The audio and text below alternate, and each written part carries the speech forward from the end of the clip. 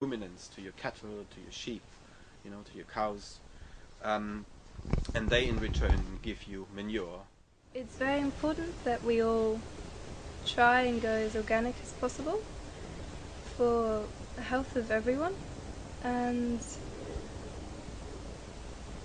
I think to try and reduce the amount of chemicals that we're using, because firstly, if the food is not organic, you're eating a lot of chemicals anyway, and then there's lots of chemicals used to grow that food. So if you can go organic, then it would reduce the damage to the environment that these chemicals and GMO crops cause. And then on top of that, in biodynamic farming, there is the concept of the preparations, which are, I think, enhancing the manure to a way that the manure is able to really support the plant life, for it to support the animals and the people that live on the farm and feed off the farm. So again, you're creating this cycle of health and sustainability by having the cows eating grass that is suitable for them, that is healthy, and then this manure also goes into the vegetable garden. This manure also goes into producing grain and cereals, which then is fed the people through the farm shop. If you grow up with organic food, it's a very whole environment that you grow up in, so everything is affecting that food. And I think that makes you very aware of your environment and what you're bringing in and what you're putting out. So I think to learn to grow organically is vital for how you'll treat the earth, actually. And I think if you experience the goodness that the organics brings into your food, into your environment, then you start to see what else needs to be done around you. So I think it opens your eyes. Our cows are all kept biodynamically, which means that they're fed with hay and silage from our own farm. All of their food comes from our own farm, and it's all grown organically, and we use biodynamic preparations. The cows have their horns, which we feel is very important for their digestive systems, which is also reflected in the milk, and the milk is more nutritious. And they get to be outside all through the year, and in the summer months, spring, summer, autumn, they're out on grass, eating grass, which is the most natural way for a cow.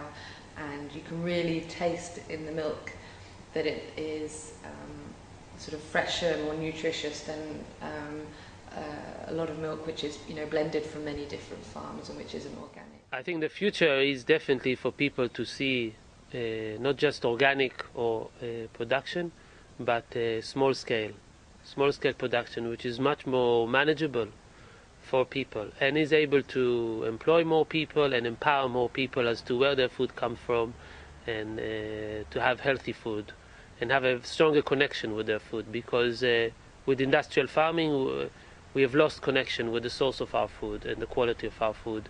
One person can go to store and buy pepper, doesn't matter what time of the year. We are able to import fruit and vegetables from all over the world, and we don't think about where our food comes from and how much effort goes into it.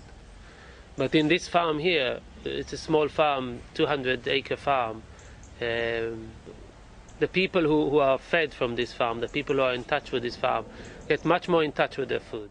I eat mainly vegetarian, some fish, and I tend to buy from local farmers markets only.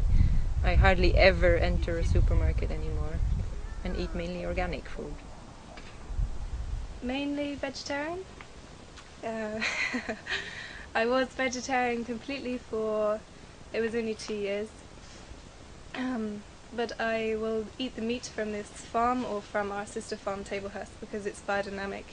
I know the people looking after the animals, and I know what food they're eating and their environment that they've grown up in. So as long as I know that, I'm happy to eat the meat.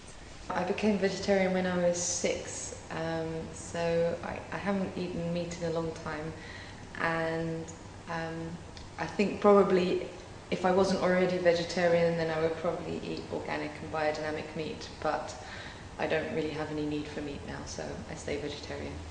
I was vegetarian as a child, and the whole family was vegetarian. but I only eat organic meat really, or biodynamic. Only vegetarian food and organic as well.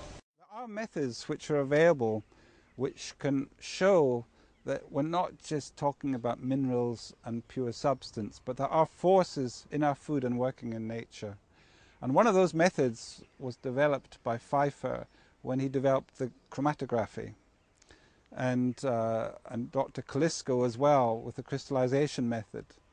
And by using that method, you can see other than just the chemical constituents of something, but it actually shows a completely different picture depending on how alive or dead it is, if there are forces in that or not.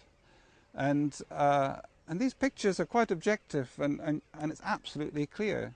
You can take a dead soil and take a sample from that, and one which has been enlivened of that same soil with compost and biodynamic methods, and it creates a completely different picture.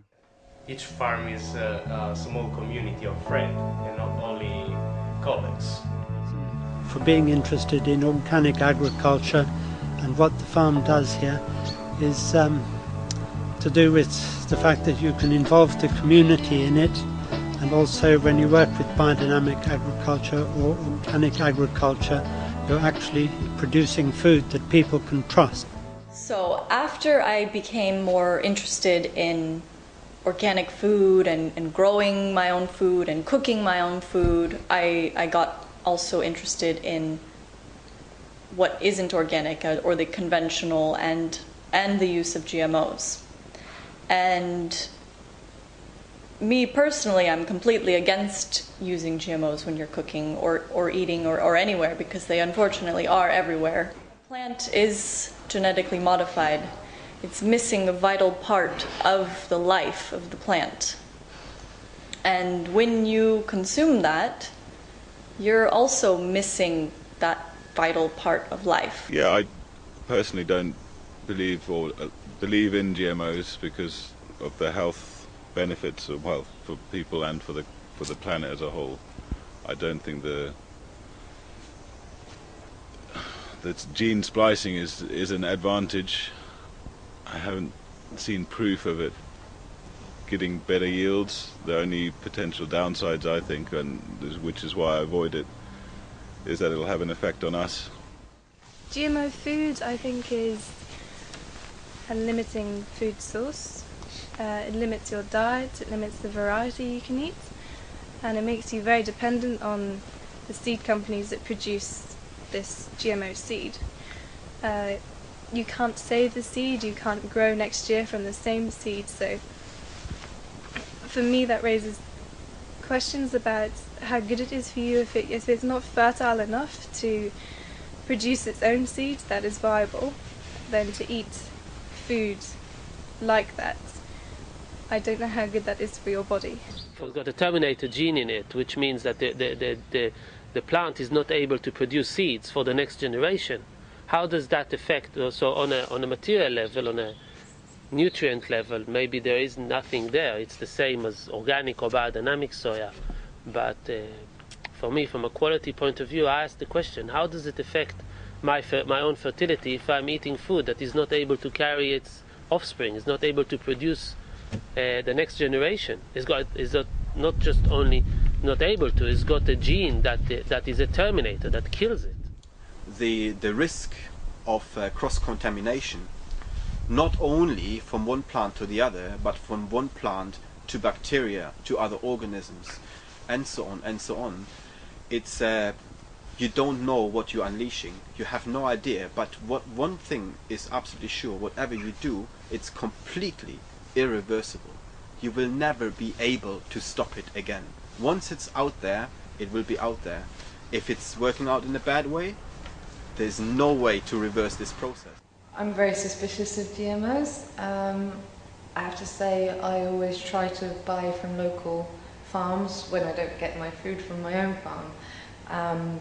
And then I know I can trust the food. I know that I can talk to the farmers and see how it was made, and understand the attitude of the people who made it. So that's really important to me. GMOs have clearly, historically they've been associated with using pesticides, they've been associated with infertility of seeds and things like that, and exploitation of farmers. So personally I steer clear of them as much as I can, but also in the UK, as well as in a lot of countries, sometimes unless you are buying organic, it's impossible to know because they don't label that something has got GMOs in it. So that makes it very hard to always be certain. And the last thing is that it, now time and time again, it proves that GMO doesn't work. Again, it's the question of sustainability. The fact that I sowed maybe a field of GMO corn and it's grown a good crop one year, it doesn't mean that it will grow food every year. A lot of GMO crops have proved to fail. They don't have higher yields, but they still need to have pesticides, herbicides and fungicides. And the result of it is then you get resistant strains like the super weeds, and this just becomes it just becomes an accelerating process. So if you get super weeds, then you need to use more poisons, and then the weeds get stronger and stronger, and you're not really solving the problem. The problem is not really solved. While if you create a balanced ecological system and acknowledge the fact that there will be weeds, that there will be pests, that there will be diseases, but to keep it in a balanced way, I think it's much more healthier. The slightest interest in going back to growing your own food or